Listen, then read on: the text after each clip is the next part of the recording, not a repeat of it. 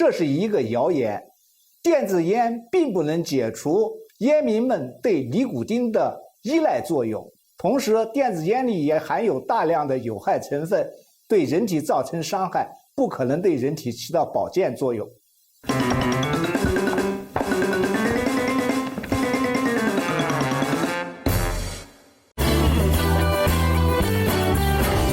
欢迎收看湖北卫视饮食养生会，我是苏秦。经常便秘，认准香丹青。本节目由香丹青独家冠名播出。本节目由顶级合作伙伴，不止稻米营养，还有花生浓香的金龙鱼稻谷先生赞助播出。大家好，我是胖胖。湖北卫视联合划算最划算的聚划算，共同推出超划算爆款好货。打开手机淘宝搜索湖北卫视或者5个9，进入湖北卫视划算俱乐部，享聚划算100亿补贴，全网低价天天有，我们等你哦。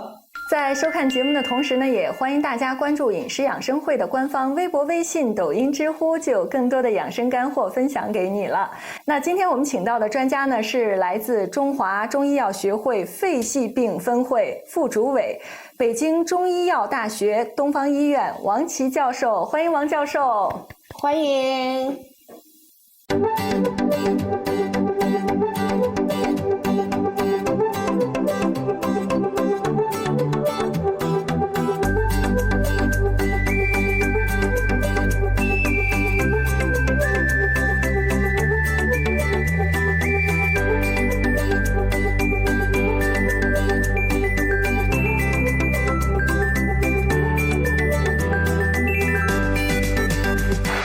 那王教授一来，肯定要跟我们聊一些关于肺相关的话题啊。那首先我这儿呢有一个题板，胖胖你先猜，你从这个题板当中，你觉得今天能聊点什么话题？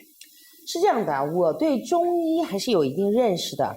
肺主皮毛，那40加肯定代表的是年龄，我们讲的就是40岁以上的人啊，这个皮肤的保养状态。是吧？但你知道，胖胖，今天我们要聊的这个话题叫做慢阻肺。慢阻肺，那王教授，您跟我们讲讲这个慢阻肺跟这个40加有什么关系呢？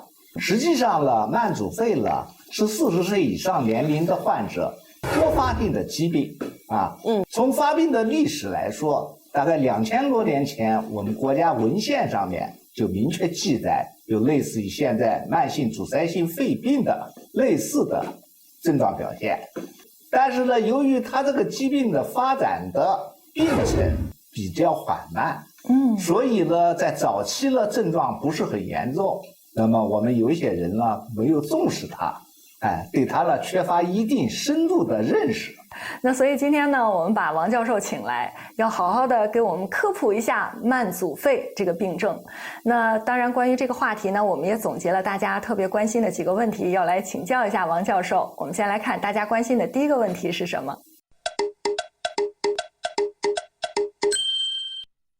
你抓住慢阻肺的种种迹象了吗？其实就像我们一开头所说的，这个年龄是40加，就是40岁以上，这应该算是一个迹象吧。那么年龄呢是慢阻肺发病的一个重要的因素。那么慢阻肺呢，现在呢也归在我们临床上，它既是呼吸系统的一个慢性疾病，也是属于老年性疾病啊。它的症状除了年龄有关系以外，另外呢，它可以早期出现一些咳嗽、咳痰、胸闷、气促，那么等一些呼吸道的一些症状表现。有这种表现的时候会有什么危险吗？因为这个肺是主我们呼吸的，也就是我们是我们血氧交换的重要的器官。如果我们这方面有病的话，就会影响到我们的血氧交换，也就是我们说的氧浓度会下降。氧浓度会下降，我们的生活上面就会出现一些，比如说头晕这些情况，甚至严重的可以出现昏迷这些情况。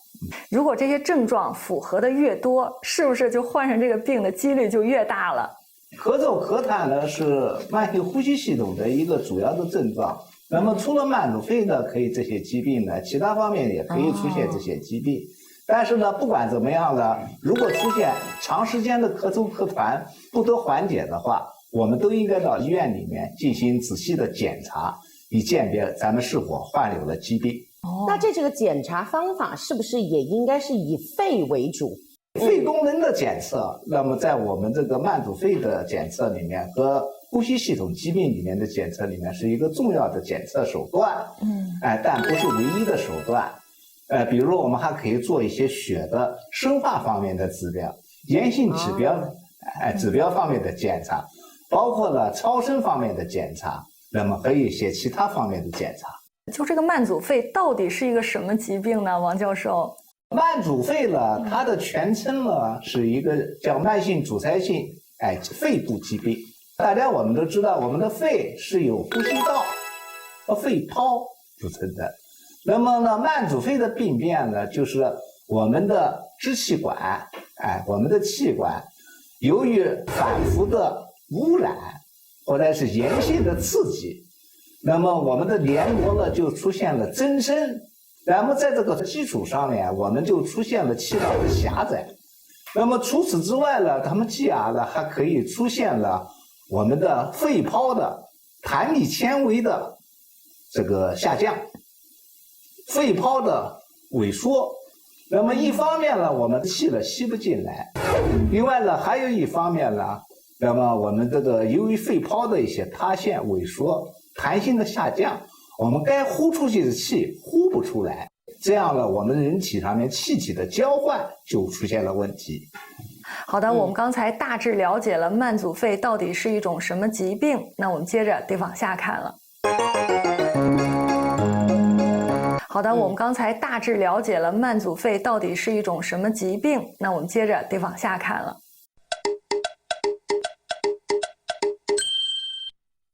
戒烟是慢阻肺的终极警告。哎呀，听到这个标题，我觉得我有点明白了，这个病其实是跟抽烟是有关系的，是吗？这个在临床和在我们长期的这个对于慢阻肺的研究上，那么专家有共识的。那么在全球对于防治慢性阻塞性肺病的那么全球倡议的方案里面，那么也是把吸烟作为慢阻肺的第一危险因素。那么在预防慢阻肺和治疗慢阻肺上面，那么都把戒烟作为一个第一的要素提出来的。那如果我是被迫二手烟，也会得这个病吗？因为慢阻肺发生的基数，它是由于吸烟或者是其他因素，刺激了我们支气管的黏膜，那么直至于我们支气管里面的黏膜呢，那么出现了增殖，出现了结构的改变。所以呢，不管是一手烟还是二手烟，那么它都可以起到同样的作用。我听说过，不光有一手烟、二手烟，还有三手烟。我之前看过一个新闻，说有一个小朋友就是因为长期的这个吸三手烟而得上了哮喘。哪来的三手烟啊？所谓的一手烟、二手烟、三手烟都是相对概念。一手烟、二手烟大家都比较好理解。那么三手烟呢，是指我们这个烟民们在吸完烟以后，那么残留的一些污染物，就是那个香烟的一些遗留物，那么附着在我们人体的衣服、家具、地毯、墙壁这些附着物，它们呢也有很大的毒性，因为它一方面附着在这方面，一方面它也在空气中不断的播散，也可以影响我们正常的人群。所以对小朋友来说，这个三手烟其实危害还挺大的，是吗？对，因为小孩呢，他活动的场所有限，比较固定，又喜欢呢接触一些固体物质，所以呢，三手烟呢可能对小孩的影响更大一些。那以前真的是大意了，没想到这个三手烟还有那么多其他的危险因素。关键可能我们很多正常人不了解这个概念，就是说不了解我们吸烟以后，他们可能还有一些遗留物遗留在我们这个接触者的身上，它同样也有一些副作用。这个除了抽烟之外，这还有没有其他的这个危险因素会让我们得上这个慢阻肺啊？得到慢阻肺的一些关键因素，还有几个方面。一个我们刚才说的年龄是个原因，第二个呢，像吸烟是一个因素，那么还有像遗传，还有像我们的生活的环境啊，我们的生活的习惯啊，还有这个你像我们生活这方面的营养，以及我们情绪等等方面都有关系。是不是有一些特殊的工种也会得上这样的病？比如说，我听说有一些工人，他们长期接触的粉尘，或者是有厨师长期吸附油烟，还有我们的教师长期用这个粉笔，是不是跟这个病都有一定的联系？慢阻肺的一个基本的最重要的病理变化是气道的重构。所谓的气道的重构呢，我们普通人可以这么理解，就是气道增厚了，变窄了。我们医学上叫气道重构。那么实际上这种为什么增厚了、变窄了，是由于我们人体的气管的黏膜受到了外来的异常物的刺激。那么这种刺激呢，一方面有细菌的病原微生物所刺激，另外还有一方面呢，就是像刚才我们主持人说的，就是说这个污染物，包括我们的烟尘，包括我们的灰尘、沙尘、粉尘等类物质。所以如果你要是这些高危行业，或者说有一些这个比如说吸烟史啊等等，我觉得还是应该去医院检查一下。那在这儿呢，我们也要提醒正在收看节目的所有的朋友，湖北卫视联合划算最划算的聚划算共同推出超划算爆款好货。打开手机淘宝搜索湖北卫视或者是5个9，进入湖北卫视划算俱乐部，享聚划算100亿补贴，全网低价天天有，等你来哦。好的，我们接着来看大家关心的下一个问题是什么。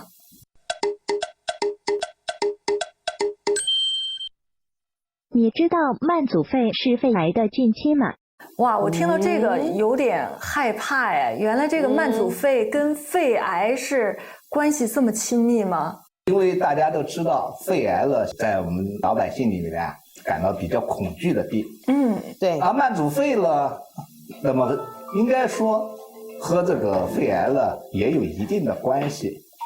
那么有一些文献报道呢，就是患了慢阻肺，在得肺癌的发病率，那么是要高于正常人的。第二个呢，得了肺癌的病人，那么其中有一部分病人，那么可以合并有慢阻肺的一些症状，也就是它可以合并有一些气道黏膜的方面的改变。那么同时如果我们是从吸烟这些基础来看，那么吸烟它既是导致慢阻肺的致病因素，也是引起肺癌的一个重要的致病因素。所以它们的有一些致病因素，包括遗传因素，它们是共同的。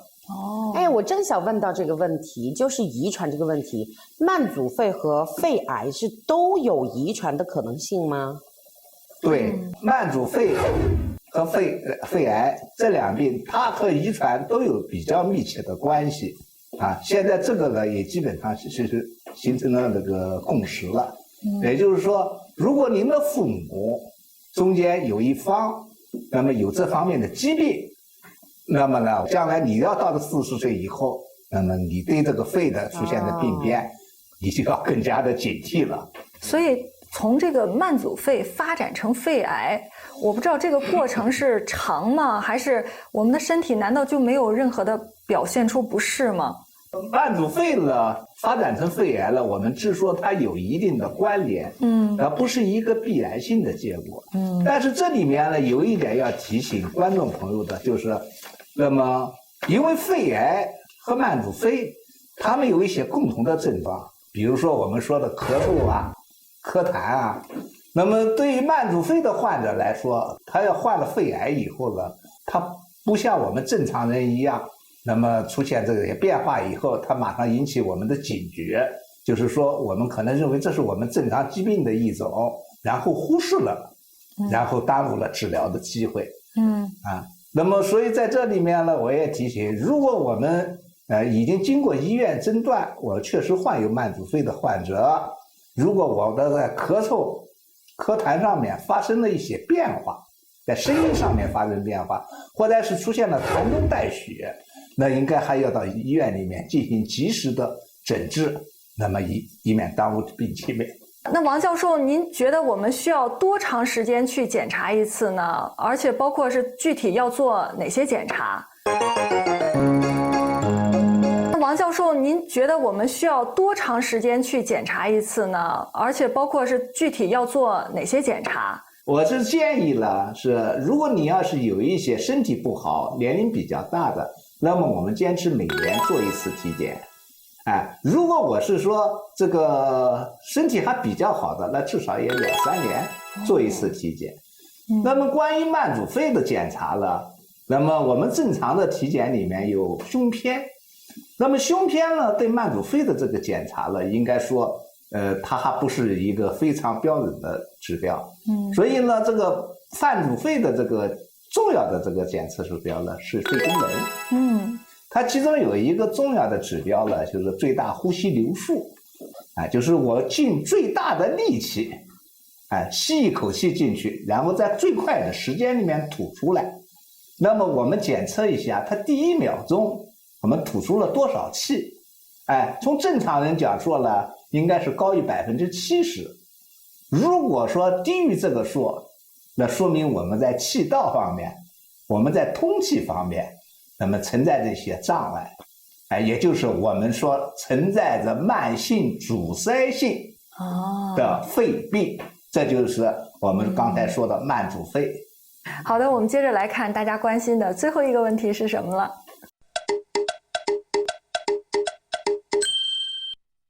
要肺病少复发，防护方法必不可少。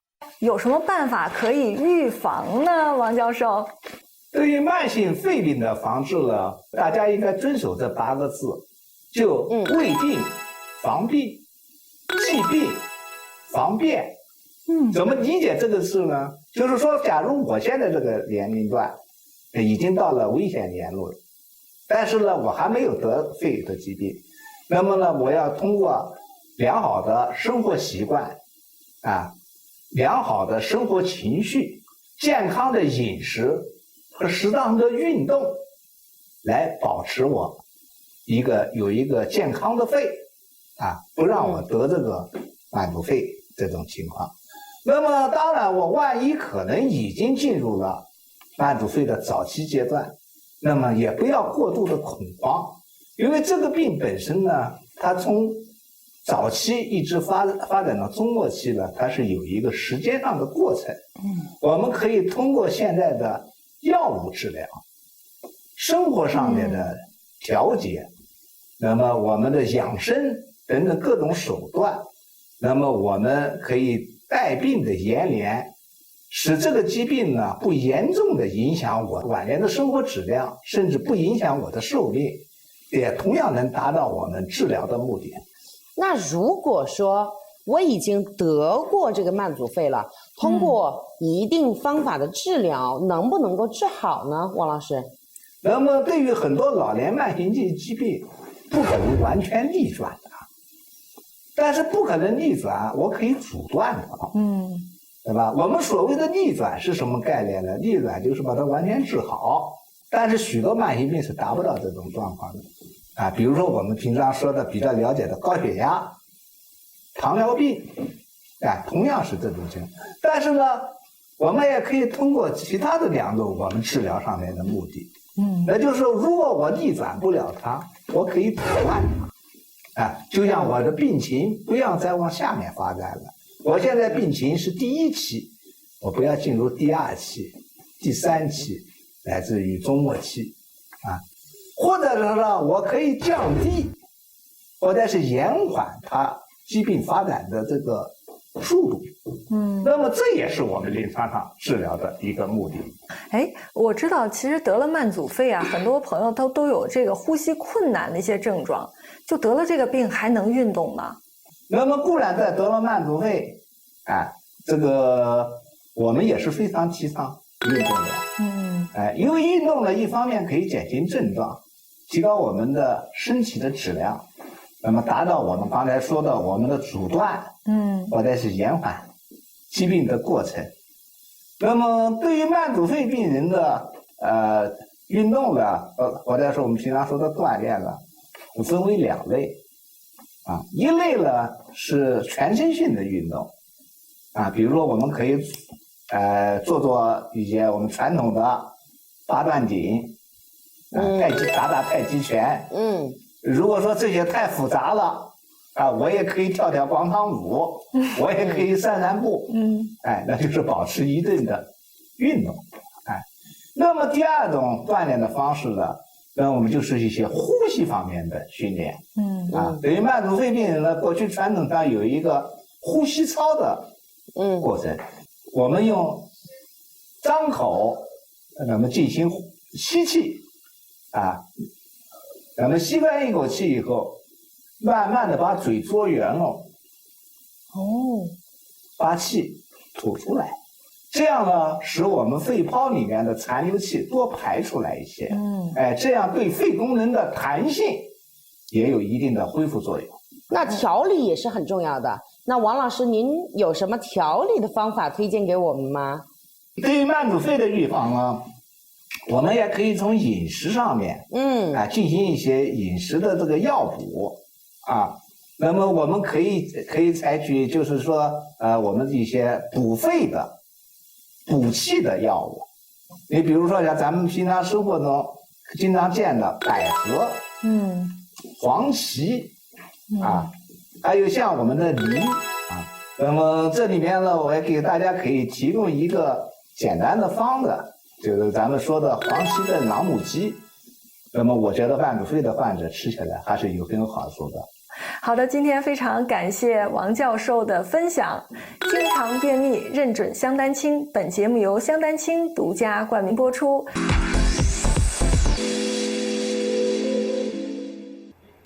Hello， 大家好，谷物油更健康，欢迎大家来到金龙鱼稻谷先生健康厨房，我是谢天静。今天咱们来吃什么呢？看我这面前啊，食材已经备好了，胡萝卜丁、玉米丁、豌豆和火腿丁，咱们要做一道火腿炒3丁啊，直奔主题，开火，在锅中入油，做饭用金龙鱼稻谷先生补充谷物营养。